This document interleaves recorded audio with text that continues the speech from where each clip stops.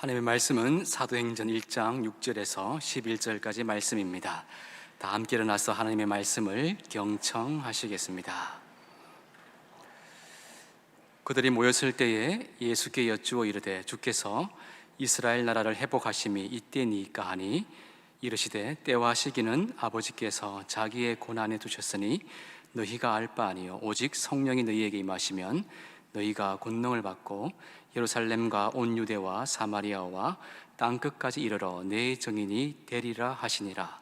이 말씀을 마치시고 그들이 보는데 올려져 가시니 구름이 그를 가리어 보이지 않게 하더라. 올라가실 때에 제자들이 자세히 하늘을 쳐다보고 있는데 흰옷 입은 두 사람이 그들 곁에 서서 이르되 갈릴리 사람들아 어찌하여 서서 하늘을 쳐다보느냐. 너희 가운데서 하늘로 올려주신 이 예수는 하늘로 가심을 본 그대로 오시리라 하였느니라. 이 말씀은 하나님의 말씀입니다. 아멘. 프랑스 작가 생텍쥐베리가 자기 자서전적인 그런 소설을 1939년도에 발표를 했습니다. 여러분 한 번은 읽어보셨을 인간의 대지라는 작품인데, 인간이 한계 상황 속에서 어떻게 살아가야 되는가 하는 것을 기록한 그런 소설입니다. 근데 이 글 중에 이런 이야기가 있습니다. 지도를 보면서 하룻밤을 꼬박 세웠다. 하지만 소용이 없었다. 내가 어디에 있는지 알 수 없었기 때문이다. 자신이 어디 있는지 알지 못하면 모든 길을 다 표시한 지도가 아무런 소용이 없다는 것입니다. 내가 어디 있는지 알지 못하는데 그 지도가 무슨 소용이 있습니까? 바로 그때에는 나침판을 봐야 됩니다. 나침판을 보고 나침판이 가리키는 그 방향을 향해서 때로는 지루하지만 확신이 없는 것처럼 보여지지만, 때로는 의미가 없는 것처럼 언제 끝날지 모르지만, 그러나 그 나침판을 따라 끝까지 가게 되면 결국은 인생의 사막을 건너게 된다는 이야기입니다. 우리는 아직도 우리가 한 번도 겪어보지 못한 전염병으로 미래를 알 수 없는 길을 지금 걸어가고 있습니다. 아마 지금보다는 한 3개월 전 처음 시작됐을 때는 거의 공포와 두려움으로 우리가 가득 차 있었을 것입니다. 이러한 가운데 우리는 지난 3월 2일부터 사순절 영상을 통해서 매일 예배와 또한 부활절부터는 매일 저녁 오순절 성령 강림 50일 작정 예배를 함께 드렸습니다. 3개월을 매일 저녁 9시 세상의 뉴스를 기다릴 때 우리는 하나님 말씀 앞에 섰습니다. 어떨 때는 지루하기도 하고 이것이 무슨 의미가 있느냐는 생각도 들고, 이런다고 세상이 바뀌어지냐는 생각도 아마 많이 들었던 그런 시간이 될 수도 있었을 것입니다. 우리가 아무것도 할 수 없기에 예배를 드린다는 것, 그것이 아니라 우리는 지나고 보면 최상의 선택을 하며 이 시간을 지나온 것입니다. 그 이유는 역사와 인간의 생사화복을 주관하신 하나님 앞에서 매일의 예배를 통해서 우리는 하나님 앞에 여쭤봤습니다. 하나님, 내가 누구입니까? 그리고 나는 어디에 있습니까? 하는 질문을 예배를 통해서 매일 드렸습니다. 내가 어디에 있는가, 그 사실을 알 때 우리는 길을 잃어버리지 않습니다. 내가 누구인지를 알 때 우리는 바로 이 어려운 시기에도 어떻게 살아갈 수 있는가 하는 지혜를 얻게 되기 때문입니다. 우리가 예배 때마다 사도행전을 묵상했던 이유가 있습니다. 사도행전은 변화의 책입니다. 그리고 회복의 역사를 기록했으며 소망의 여정을 기록하고 있는 책이기 때문입니다. 이 사도행전은 비움과 체험과 나눔, 이 교회 우리가 영성을 세 가지로 표현합니다. 제일 먼저 우리 속에 무엇을 비워야 될 것인가, 이 비움에 대한 부분이 참 중요합니다. 그 다음에 비워진 그 상태가 아니라 무엇으로 채워야 될 것인가, 그리고 채워진 그 다음 우리는 이것을 어떻게 나누어야 될 것인가. 그래서 우리 영성의 3대 요소를 비움, 체험, 나눔 그렇게 합니다. 이것이 고스란히 다 담겨있는 책이기도 합니다. 또한 사도행전은 끝이 없습니다. 28장이 끝인데 28장까지 역사는 그때 그 사람들이 기록하고, 바로 29장 오늘의 사도행전은 바로 우리에게 주어지는 숙제와 과제이기 때문입니다. 자, 결론이 없는 사도행전 28장, 우리가 이제 29장을 이 시대에 써가야 될 때 우리는 어떻게 한 번도 가보지 못한 이 세계를 믿음으로 써가야 될 것인가. 저들의 역사는, 그리고 세상을 바꾸었던, 그리고 소망을 생명으로 이어지게 만들었던 그들의 역사는 어떻게 해서 이루어지게 된 것인가. 그것은 바로 성령이 강림하셨을 때 그들 속에 일어나게 된 사실이었습니다. 오늘도 우리가 사도행전 29장을 써가면서 성령의 충만함이 없이는 우리는 생명과 밝음의 역사를 써갈 수가 없습니다. 소망의 역사를 써갈 수가 없습니다. 변화의 역사를 써갈 수가 없습니다. 성령 충만이 그 시대의 사람들을 어떻게 변화시켰는지 우리가 다시 돌아보면서 오늘 이 시대 속에 우리 속에 성령의 충만함을 통해서 우리 시대에 주어진 우리의 사명을 묵묵히 아름답게 걸어가는 생명의 역사를 이어가는 우리 성도들이 되기를 바랍니다. 첫 번째로 그 시대 사람들 성령이 충만함이 주었을 때 개인의 삶이 바뀌어졌습니다. 8절 말씀 보니까 오직 성령이 너에게 임하시면 너희가 권능을 받고 그렇게 되어 있습니다. 여기에 권능은 이 듀나민이라는 이 원어인데 이 원어의 원형 듀나미스는 주로 성령의 힘이나 예수 그리스도의 능력과 더불어서 그렇게 사용되어집니다. 즉 하나님으로부터 내려오는 능력인 병을 고치고 귀신을 제어하며 원수를 대적하는 능력을 말하는데 이 단어가 바울에게 와서는 이런 의미와 더불어서 하나님께로부터 오는 인격적인 힘 또는 구원을 가져다 놓은 능력으로 묘사되어 있다는 것입니다. 우리에게 권능이 주어졌다는 겁니다. 어떤 권능입니까? 성경에서 말하는 에베소서의 설명을 빌면 우리는 바로 사단을 제압할 수 있는 능력을 우리가 얻게 되었습니다. 그리고 세상 풍조를 분별하고 선택하며 갈 수 있는 능력을 얻게 되었습니다. 더 나아서 우리 마음의 욕망과 생각을 따라가는 것이 아니라, 왜냐하면 우리 욕망과 우리의 마음과 우리의 생각은 이미 죄로 부패해져 있기 때문에 우리 속에 일어나는 것이 선한 것이 없습니다. 너희는 이미 허물과 죄로 죽었다 그랬고 본질상 진노의 자녀라고 했던 바로 우리 자신의 생각을 따라가면 우리는 망하게 되어 있습니다. 세상 풍조를 따라가도 망하게 되어 있습니다. 사단을 따라가도 망하게 되어 있습니다. 그런데 우리는 저항할 수 있는 힘이 없어서 따라갈 수밖에 없는 것이 우리의 현실입니다. 그런데 성령의 능력을 힘있게 될 때 우리는 사단의 권세에 대적할 수 있는 힘을 얻게 됩니다. 세상 풍조를 거슬러 올라갈 수 있는 힘을 얻게 됩니다. 지혜를 얻게 됩니다. 그리고 내 자신의 마음과 생각을 따라가는 것이 아니라 바로 생명의 길을 따라가고 소망의 길을 따라가는 본질적인 삶의 변화들이 우리 속에 일어나게 되는 것입니다. 자, 이렇게 되면 어떤 현상이 일어납니까? 우리 속에 세상을 이기고 그 다음에 나 자신을 이기고 사단을 이길 수 있는 힘이 생기면 우리에게는 어떤 일이 일어나는가 하면 우리에게는 첫째 삶의 목표가 바뀌어집니다. 삶의 목표가 바뀌어져서 내가 생각했던 그런 목표가 아니라 정말 내가 바르게 복되게 살아가는 삶의 목표로 바뀌어지게 됩니다. 삶에 임하는 자세가 바뀌어집니다. 오늘 내가 임하는 자세, 내가 이 삶에 임하는 어떤 태도가 바뀌어진다는 것입니다. 그리고 인생 기준이 바뀌어지게 되는 것입니다. 자, 이런 사람, 이렇게 바뀌어지게 되면 우리에게 이걸 구체적으로 나타나는 현상이 어떤 현상이 나타나는가? 사람들이 물질적이고 육체적인 것에서 정신적인 것으로, 영적인 것으로 삶이 기준이 옮겨집니다. 여러분 중에도 그렇지 않습니까? 돈이면 최고고 몸이면 최고고 이렇게 살던 우리가 세월이 흘러가면서 돈이 최고는 아니구나, 건강보다 더 중요한 것이 있다면 우리가 정말 사람답게 사는 거구나, 정말 의미 있게 사는구나. 옛날 어른들이 그랬죠. 속이 편해야 세상이 편하다는 얘기가 바로 그 얘기입니다. 내가 정말 바르게 사는 것, 복되게 사는 것이 정말 바르게 사는구나, 그런 마음이 우리 마음속에 찾아오면서 삶에 있어서 정말 물질적이고 육체적인 것만, 이것도 중요합니다. 그러나 여기만 머물지 않고 영적이고 그 다음에 정신적인 것으로 우리의 삶의 시선이 옮겨집니다. 그것이 성장하고 변합니다. 또 어떻습니까? 현상을 주로 보던 사람이, 현상인 것은 나타난 숫자, 내 앞에 일어나는 일, 상황, 전개, 이것만 보고 좋아하고 미워하고 싫어하고 그 다음에 두려워하고, 이 모든 사람들이 현상 그 너머에 있는 본질을 보는 눈이 생긴다는 겁니다. 내 앞에 드러나는 일 위에. 그래서 우리에게 또 원론적으로 말씀드리면 우리의 영안을 하나님이 열어주셔서 우리가 사는 단순한 이 세상뿐 아니라 저 너머에 있는 영적 세계를 우리에게 보여주시며 오늘의 삶이 전부 다가 아니라 우리의 미래를 위하여 오늘 내가 어떻게 살아야 되는지 그런 지혜를 얻게 됩니다. 모세가 바로의 공주의 아들이라 칭하면서 행복하게 사는 것보다는 하나님의 백성과 함께 고난을 선택한 이유가 뭐냐면 미래를, 현상 그 너머에 있는 미래를 바라보고 본질을 바라볼 줄 아는 눈이 그에게 열려졌기 때문입니다. 그리고 뭡니까? 현실적인 것, 지금 now and here 이것만 바라보던 사람이 변화해서 미래를 볼 줄 아는 사람, 미래를 의식하고 미래를 연구할 줄 아는 사람으로 변화가 일어납니다. 그리고 인간은 이기적입니다. 개인적인 동물입니다. 그런데 이 성령의 능력이 우리 가운데 오게 되어서 우리가 권능을 받게 되면 우리 속에 나만 생각하는 것이 아니라 이웃을 생각하고 공동체를 생각하는 사람으로 바뀌어지는 것입니다. 지금 제가 말씀드린 것을 여러분의 삶에 한번 적용해서 생각해 보십시오. 내가 예수를 믿고 나서 무엇이 바뀌었지?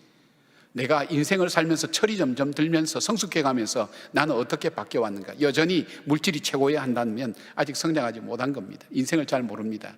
마지막에 갔을 때 어떻게 말씀하실지는 모르겠어요.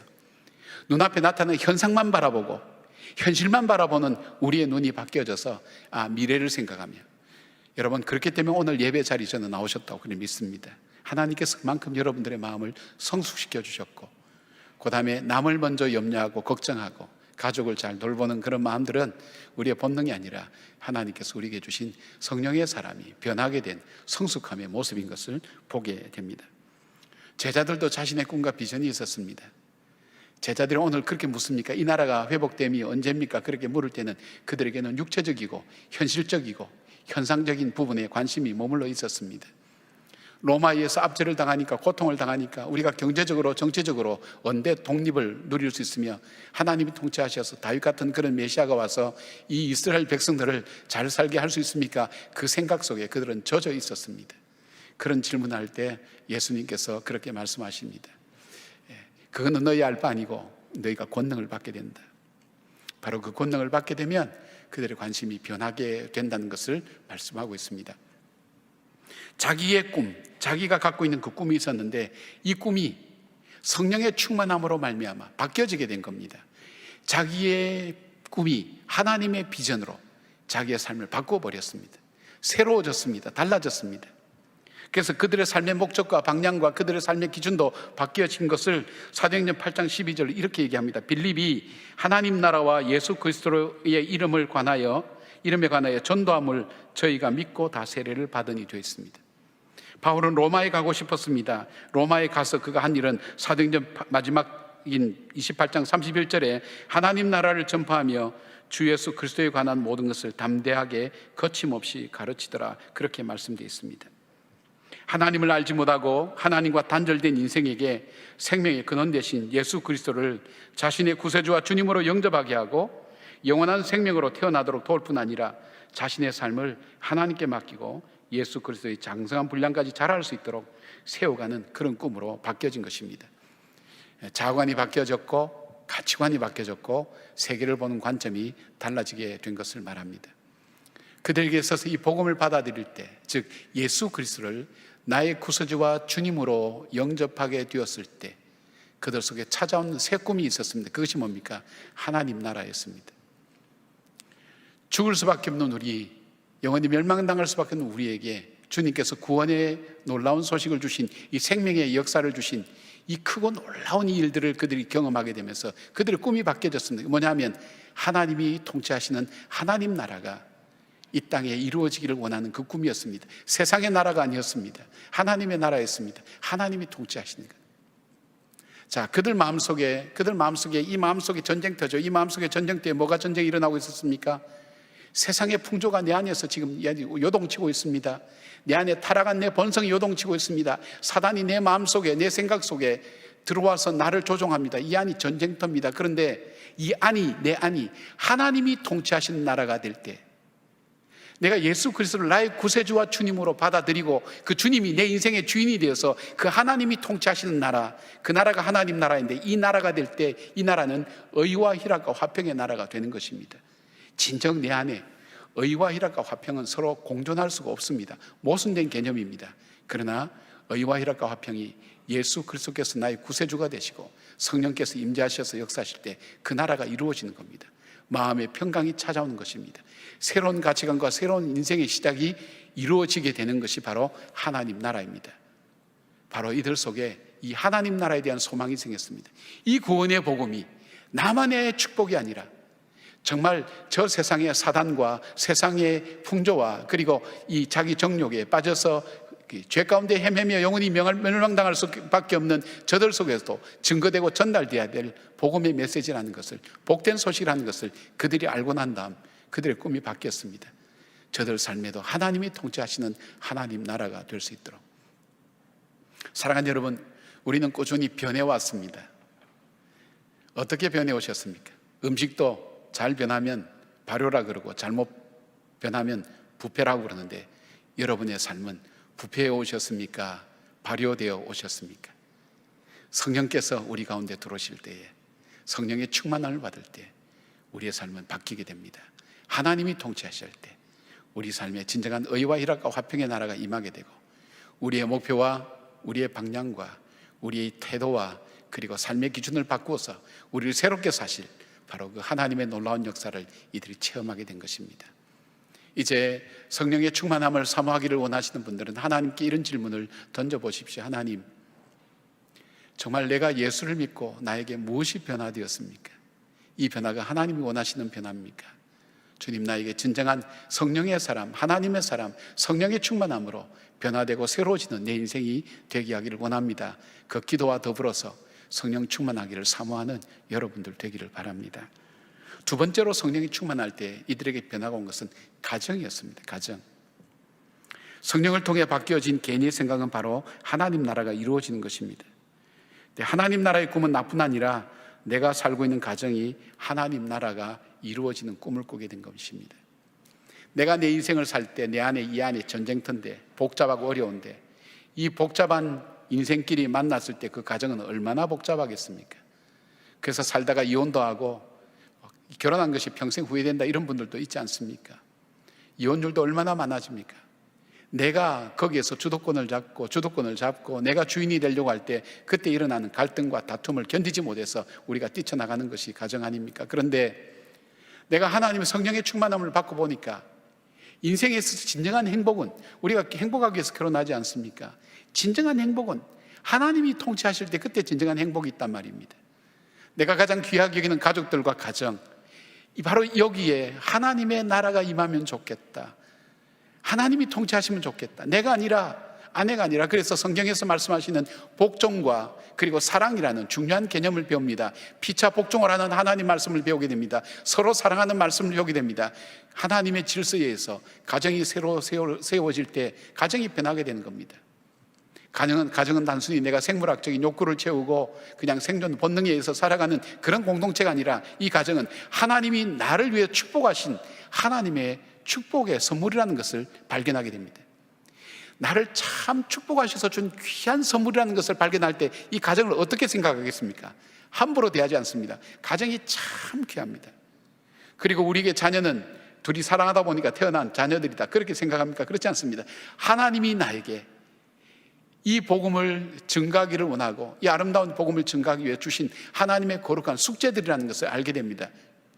내가 이 세상에서 가장 사랑하는 자녀들, 그들이 내가 떠나고 난 다음 그들이 행복하고 아름답게 살기를 다 원하지 않습니까? 그러기 위해서 어떻게 합니까? 내가 갖고 있는 물질을 많이 물려주면, 저들을 공부 많이 시켜서 지식을 많이 주면, 내가 이 직장까지 대물림해서 줄 수 있다면, 그렇게 해서 지금 일어나고 있는 이 세상이 일이 아닙니까? 그런데 정말 그렇게 됩니까? 행복을 위해 보장된 모든 것 다 줬는데 정말 그들이 행복하게 살던가요? 그렇지 않습니다. 그렇다면 우리가 가장 사랑하는 우리의 자녀들, 우리의 가족들에게 우리가 가장 소중한 것 줄 수 있다면 이 복음 아니겠습니까? 하나님이 통치하시는, 네 인생은 너 것이 아니야, 하나님의 것이야. 너가 통치할 때는 부패와 타락과 그리고 정욕과 이생의 자랑과 안목의 정령으로 가득한 삶의 선택과 결정과 방향을 정할 수밖에 없지만, 하나님께서 네 인생의 주인이 될 때 의와 희락과 화평이 너 삶 속에 있을 거야. 어떤 상황 속에서도 흔들리지 않고 넘어지지 않을 거야. 지존자의 은밀한 곳에 너가 거하고 있고, 그리고 전능자의 그늘 아래 거하는 너는 정말 담대해. 그래서 여호와를 향해 나의 피난처요, 나의 요새요, 내가 의뢰할 만한 하나님이라는 그 외침이 어디서 가능한 겁니까? 주님이 주인이시라는 데서 가능하지 않습니까? 내 자녀가 그런 삶을 살아야 되겠다, 그런 마음이 왜 들어오지 않겠습니까? 가정이 변하게 됩니다. 가정이 임하는 태도가 다릅니다. 가족들을 대하는 것도 달라지고, 자녀들을 대할 때 바로 이것이 바로 하나님께서 내게 주신 이 축복의 유산이 전달되고 증거되는 장소가 이 가정이 되어야 되겠다고 그들이 생각하게 됩니다. 바울이 2차 전도여행 때 유럽의 첫 관문인 빌립보에 이르렀습니다. 바울은 주로 유대인 회당을 찾아서 전도했지만 이 빌립보에는 유대인 회당이 없었습니다. 자기를 환영해주고 맞이해준 사람, 아무도 아는 사람이 없었습니다. 그가 강가를 갈 때에 강가에서 루디아라는 자색옷감 사업가를 만나게 됩니다. 이 사람이 바울의 말씀을 듣고 복음을 받아들입니다. 그리고 자기가 이 복음을 받아들이 너무 좋아서 자기만 아니라 가족들도 함께 세례를 받게 만듭니다. 그가 유럽의 최초의 세례교인이라는 것, 그리고 이 루디아가 자기 집을 열어서 교회를 세웁니다. 바로 이것이 에베소 교회입니다. 빌립보 교회입니다. 유럽 최초의 교회가 바로 이 사람의 헌신으로 세워지게 된 것을 보게 됩니다. 여러분, 빌립보 감옥에 있을 때에 간수는 어떻게 했습니까? 그가 내가 어떻게 하여 구원을 얻을까 했는데 바로 이 바울과 실라가 주 예수를 믿으라, 그리하면 너와 내 집이 구원을 받으라는 그 말씀 듣고 그 구원이 자기만이 아니라 이 사람을 초청해서 자기 집으로 데려갔습니다. 그리고 자기 가족들에게 세례를 받게 하고 구원을 받게 했습니다. 백부장 고넬료도 그랬습니다. 그는 이방인 로마의 장군이었지만 그는 식민지의 이 종교를 받아들인다는 것 쉽지는 않습니다. 그런데 예수 그리스도를 믿고 난 다음 그의 삶이 바뀌고 베드로의 방문을 받았을 때 그는 바로 자기 가족들에게 세례를 같이 받게 만들었습니다.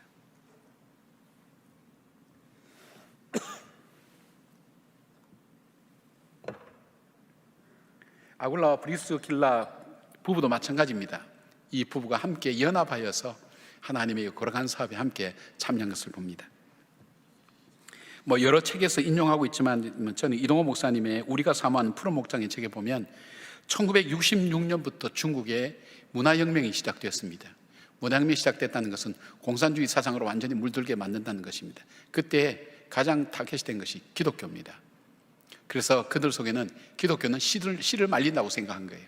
선교사 다 추방하게 되고 성경책 다 태우게 되고 믿는 사람 다 죽이고 그리고 믿으면 처벌하고 그렇게 해서 완전히 그 나라는 끝이 났다고 생각했습니다. 1979년도 등소평이 들어서서 이 나라가 개방됐을 때 기독교인이, 전국에 흩어진 기독교인이 무려 5천만 명이 되었습니다. 세계 선교 학자들이 발칵 뒤집어졌습니다. 어떻게 중국에는 전혀 찾아볼 수 없고 근거도 씨앗도 남지 않았는데 어떻게 이 많은 이 기독교인들이 있을 수가 있는가? 그들이 연구한 결과는 바로 가정교회였습니다. 가정교회. 여러분, 그렇잖아요. 가족들이 모여서 함께, 그것이 단순히 가족들의 만남이 아니라 그것이 하나님이 통치하시는 하나님 나라가 되게 하는 것, 그 가정에게 예배를 드립니다. 성경책이 없으니까 들은 말씀으로 기억으로 하는 겁니다. 여러분, 아이가 아까 시편 91편 외우는 거 봤죠? 아마 우리 90일 동안 계속했다면 여러분 집에 자녀들 웬만하면 시편 91편 다 외울 겁니다. 여러분도 웬만큼 나오면 다 외우실 겁니다. 매일 저녁 따라했다면. 이것이 단순히 말씀을 암기하는 게 아닙니다. 우리가 이 성경책이 단순한 책으로 보는 사람이 있고 이것이 생명의 말씀이 되는 분이 있으면 이것이 내 안에 들어와 있어야 됩니다. 내가 힘들고 올 때 꼭 성경책을 펼쳐봐야 되는 것이 아니라 내 안에 있는 말씀이 떠오르면서 그 말씀이 내게 힘이 되고 능력이 되고 소망이 되는 그 역사하심이 바로 이 중국의 교회 속에 있었던 겁니다. 이 가정 속에 있었던 겁니다. 그리고 예배의 형식이나 목사님들이 없으니까 뭡니까? 전적으로 누구든지 인도자가 되어서 성령님께 전적으로 의지하고 인도해 주시기를 기도했던 그들의 신앙은 순수했습니다. 조직이나 그것도 없었지만 그들은 점점 아름다운 성장이 되었습니다. 지금 중국에 한 1억 명 정도 된다고 얘기를 하는데 잘 모르겠습니다. 자세히 알 수 없는 나라죠. 이 모든 일이 가능했던 이유가 뭘까요? 바로 가정에서 믿음의 유산을 나누어주는, 함께하는 그 가정이 된 겁니다. 가정 예배를 드린 그 가정의 얘기를 들어보니까 이런 것도 있다 그래요. 가정에서 가정 예배 드릴 때 얼마나 힘듭니까? 어렵습니까? 아이들 잘 하려고 하지 않습니다. 근데 부모님이 이제 그 지혜를 낸 거죠. 가정 예배 드릴 때 맛있는 걸 해준다든지 아니면 가정 예배 때 그 시간에 고백하는 한 가지는 무슨 죄든 다 용납이 된다. 그걸 만들었다 그래요. 그러니까 나 엄마 돈 1,000원 훔쳤어. 그래도 속이 뒤집어지지만 그래도 내가 용서해, 약속 있으니까 용서해주고. 근데 그런 걸 경험했던 사람들이 처음에는 장난으로 했고 그걸 이용도 했지만은 나중에 가면서 용서라는 것이 뭔지에 대해서 진지하게 생각했고, 가정 예배가 좋았다고 얘기한 사람은 없지만 가정 예배가 자기의 인생을 만드는 일에 너무너무 유익했다는 사람은 대부분 다 그렇습니다. 아마 여러분 중에도 그런 분 계실 거예요. 어릴 때 부모님이 가정 예배할 때 가정 예배만 해도 지긋지긋하고, 가장 지긋지긋할 때가 언제냐면 엄마 아빠가 새벽 기도 같아서 머리 얹어서 기도할 때 잠이 싹 새벽에 들 때 찬송이 와서 그때부터 뭐라고 막 침튀기면서 기도하면 잠이 다 깬다는 거예요. 그런데 그것이 자기에게 너무 좋았다는 거예요. 신앙의 유산을 나누어 주는 것, 바로 그 가정을 만들어가는 것이 중요합니다. 여러분, 앞으로 전염병이 언제까지 갈지 모릅니다. 어떤 분들은 2년 이상 갈 거다, 백신이 개발될 때까지. 아니다. 매년 전염병이 다양한 종류로 우리의 삶에 계속 찾아올 거다 할 때 여러분 어떻게 하겠습니까? 교회가 초유의 사태로 문 닫는 것 보지 않았습니까? 영상으로 하는 거 보지 않았습니까? 우리 신앙을 어떻게 유지하게 될까요? 예배와 함께하지 않으면 우리 신앙 유지하기 힘듭니다, 여러분. 그럴 때 가정 안에서 서로 격려하며 말씀을 서로 묵상하고 성령님의 임재하심을 간구할 때 우리 자라나는 자녀들이 신앙 안에서 또 신앙이 뒷받침하고 있는 윤리와 도덕을 가지고 이 땅을 아름답게 살아가리라고 그렇게 믿습니다. 여러분, 우리가 자녀에게 이 신앙의 유산을 물려주지 않으면 이 자녀들은 내 자녀가 안 됩니다. 옛날에는 방에 가둬놓으면 방에 갇혀서 어디를 못 갔어요. 요즘 방에 가둬놓으면 방 안에서 전 세계를 헤매고 다닙니다. 아니, 방 안까지도 안 갑니다. 조그만 공간에 가둬놔도 손 안에 스마트폰 가지고 전 세계를 갖고 본다는 겁니다. 이 말은 뭐냐면 내가 보고 싶은 것, 내가 알고 싶은 걸 본다는 거예요. 부모님이 알기를 원하고 부모님이 가르치기를 원하는 걸 보는 게 아니라 이 아이들은 자기들이 흥미 있는 것, 자기들이 호기심 있는 것 다 보는 거예요. 재밌는 얘기를 하나 해드릴까요? 상담했던 얘기인데 꽤 오래전 얘기입니다. 초등학교 4학년 다니는 아이 가방을 검사하다가 이상한 책이 나온 겁니다. 그 엄마가 충격을 받아가지고 말도 못하고 덜덜 떨면서 아이한테 어떻게 너가 이럴 수 있느냐 했는데 이 아이가 아주 참 안타깝다는 듯이 엄마, 이거 나 초등학교 1학년 때 다 띈 거야. 엄마가 더 충격받아가지고 온 거예요. 왜요? 자기가 보고 싶으면 보는 거예요. 이 아이가 학교에서 잘할 수 있도록 그냥 내버려 두고 지가 하고 싶은 것 하도록 내버려 둘 때 이 아이는 내 아이가 아니에요. 하나님의 자녀가 아니라 세상의 아이가 돼요. 죄악의 아이가 될 수밖에 없어요. 이 아이에게 가르치지 않으면, 이 신앙을 전하지 않으면, 신앙이 뒷받침하는 삶의 원리들을 증가하지 않으면 이 아이는 적어도 나처럼 살 수는 없다는 거예요. 바로 이 사람들이 변하게 된 것이 가정이 구원받아야 되겠다는 것, 가정이 하나님 통치하신 나라야 되겠다는 것, 바로 그 결심을 할 때 기독교는 변하게 됐습니다. 기독교는 세상을 변화시키는 그런 일들로 초대교회는 이루어지게 되는 것을 보게 됩니다. 여러분의 가정에도 이런 축복과 아름다운 유산이 흘러가는 가정이 되기를 바랍니다. 세 번째, 성령 강림하게 되었을 때 변화가 일어났던 것이 교회가 세워지고 성장하게 되었습니다. 교회는 무엇입니까? 그리스도의 몸입니다. 예수님께서 이 땅에 계시면서 몸으로 행하셨던 일을 우리는 바로 이 교회라는 곳이 세워지면서 교회를 통해서 예수님께서 몸으로 하셨던 일을 우리가 하게 되는 것입니다. 치유하고 복음을 전하고 가르치고 교제하고 구제하고 이 모든 일들을 바로 교회에서 하게 되었습니다. 우리가 교회 중에 안디옥 교회가 왜 건강한 교회라고 그렇게 얘기합니까? 안디옥 교회를 통해서 하나님께서 왜 선교의 귀한 사명을 여셨는가 볼 때 우리가 묵상할 때 나누었죠. 안디옥 교회는 첫째, 주님의 비전을 간직하는 교회였습니다. 여러분, 오늘 본문에 나온 사도행전 1장 8절의 말씀, 너희가 예루살렘과 온 유대와 사마리아와 땅끝까지 이르러 내 증인 되리라는 것, 제자들 중에 알아들었던 사람이 있으라고 생각합니까? 없습니다. 왜요?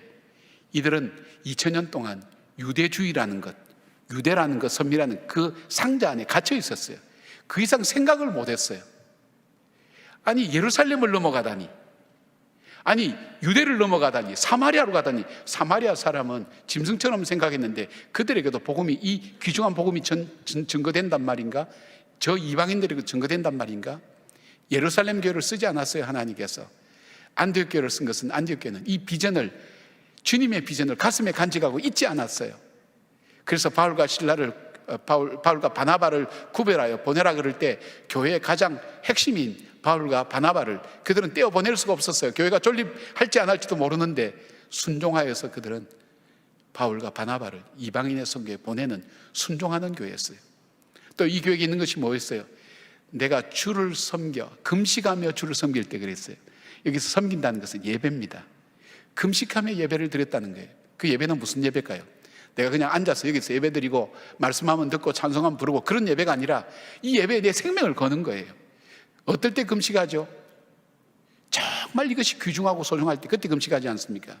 하나님, 나에게서 이 예배는 참 중요합니다. 소중합니다. 이들은 박해를 피해서 도망갈 때도 예배를 포기하지 않았어요. 아무리 힘든 일이 있어도 그 예배를 포기하지 않았어요. 왜냐하면 예배는 나의 젖줄이기 때문입니다. 예배는 나의 생명줄이기 때문입니다. 예배를 통해서 내가 공급받고 하나님의 사람으로 살아가는 힘과 능력을 공급받기 때문에 예배를 포기하지 않았어요. 그들은 금식하며 예배를 드렸다 그랬어요. 이 예배에 내 생명이 달려있다. 그러니까 성령께서 말씀하시는 거예요. 바울과 바나바를 구별하라 그럴 때 그들은 또다시 금식했어요. 하나님의 뜻을 알기 위해서, 순종하기 위해서 금식했어요. 예배가 살아있었어요. 예배가 살아있던 교회가 뭐 분위기 좋게 해서 예배가 사는 게 아니라 내 가슴 속에 주님을 삼하고 주님을 예배하는 그 가슴이 뜨거워서 정말 내가 금식을 하면서까지라도 이 예배가 나에게 정말 생명줄과 젖줄이라는 그 믿음의 고백을 가지고 하나님 말씀에 엎드렸어요. 정말 나만을 위한, 나를 정말 이 세상에서 가장 사랑하는 그분이 오늘 살아가는 나에게 주시는 하나님 말씀으로 그들은 여기며 받았어요. 찬양할 때 마음을 다해서 중심을 다해 올려드렸어요. 그 예배가 그들을 살리고 회복시킨 거예요. 초대교회를 역사하며 돌아간 것을 보게 됩니다. 이들에게는 환경이 중요하지 않습니다. 여러분, 순종하지 않으려고 하는 사람은 환경이 중요합니다. 여건이 중요하고 입장이 중요합니다. 그러나 순종하기를 원하는 사람은 입장과 여건과 환경이 중요하지 않습니다. 어느 상황이 되든 순종하기 때문입니다. 바로 이 초대교회가 그런 교회였습니다. 초대교회의 문서와 그 다음에 사람들의 말들, 책들, 그림들, 이걸 다 분석했을 때 이거는 교회 안에서 일어난 일이 아닙니다. 밖에서 일반 학자들이 볼 때 초대교회 교인들은 자기들을 스스로 누구라고 생각했느냐, 그걸 연구해서 한번 말씀드렸죠. 네 가지라고 얘기했죠. 제일 먼저 그들은 생각할 때 우리는 기도하는 사람이다. 그것이 자기들의 정체성이었습니다. 베드로는 지금 감옥에서 내일 죽을 것 같은데 밤새도록 기도하고 있는 사람들 보십시오. 이해하지 못할 일 아닙니까? 정말 세상에 물질과 현상을 중요시 여는 사람은 기도하는 사람 보면 이해를 못합니다. 그들은 기도하는 사람, 우리는 어떤 어려움 앞에서도 어떤 두려움 앞에서도 우리는 기도한다. 이 기도하는 사람이었어요. 두 번째, 이들이 갖고 있는 정체성은 우리는 그리스도의 종이다. 주님이 원하신 대로 살아간다. 그리스도의 종이다. 세 번째, 우리는 한 형제 자매다. 예수 안에서 한 형제 자매다. 여러분 한번 보십시오. 이 어떤 자료 중에 이것이 있습니다. 그 유대인 중에 예수 믿는 사람 중에 한 사람이 굶을 때에 주변에 있는 사람이 같이 금식해서 모은 양식을 그 사람에게 전달해 줬다 그래요. 가난한 사람이 없었대요. 힘든 사람이 없었다는 거예요. 그리스도 안에서 그 거룩한 입맞춤. 한번 이 비그리스도인 남편과 믿는 아내가 서로 만났는데 아내의 모습 보니까 얼마나 웃깁니까? 뭐 교회 간다고 해서 가지요. 나그네가 오면 대접해 주죠. 정말 잘하는 거예요. 남의 남자 발을 지킨다고 한번 생각해 보세요. 좋아할 사람 있는가? 죽어가는 죄수 순교자들, 그들을 만나기 위해서 감옥에 가고, 이 뭐 보통 사람이 가야 될 곳이 아니잖아요. 그 쇠사슬에 입 맞추고 서로가 낯선 남자에게 입 맞추고 입 맞추며 서로 피차 서로의 사랑을 나누니까 이 남편들이 가만히 있겠습니까? 그런데 그 남편들이 아내를 보니까 정절을 지키죠. 그 음란하고 더러웠던 시대에 정절을 지키죠. 침상을 더럽히지 않다 그랬어요. 그들이 윤리와 도덕을 지키면서 그들이 걸어야 될 길을 걸어가는 그 아내를 바라보면서 경외감을 갖게 되는 거예요. 관심을 갖게 되는 거예요. 저 여자가 뭐 때문에 저렇게 사는가? 그러면서 한 사람씩 전도되기 시작했다고 그렇게 전하고 있어요.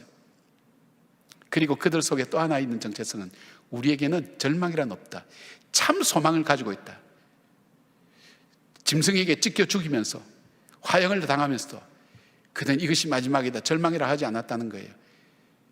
여러분, 그렇게 소망을 갖고 있었기에 그 지하 동굴 그 무덤입니까? 카타콤, 거기에서 태어나서부터 거기 죽을 때까지도 거기 사는 사람이 그렇게 살 수 있을까요? 왜 그랬을까요? 소망이 있기 때문에 그런 거예요. 우리가 믿는 이 소망이 참 소망이다. 이것이 초대교회 교인들이 갖고 있었다는 거예요. 사랑하는 여러분, 그래서 세상 사람들은 그 사람들을 향해 거주민이지만은 나그네라고 불렀어요. 이 땅에 살고 있지만 하늘의 인생 기준을 가지고 살아가는 사람이라 불렀어요. 그리고 그들의 삶 자체가 증거가 되었어요. 초대교회 기독교는 박해의 대상이었어 무관심이고 경멸의 대상이었지만, 그러나 한편으로는 초대교회는 모든 사람에게 매력적인 무엇이 있다고 그렇게 느껴졌다는 거예요. 그들의 삶에, 그들이 뭐 예수 믿겠다고 떠들고 그런 것이 아니라 그들의 삶 자체가, 살아가는 삶 자체가 사람들에게 도전을 주고 새로움을 주고 영향을 주기 시작한 거예요.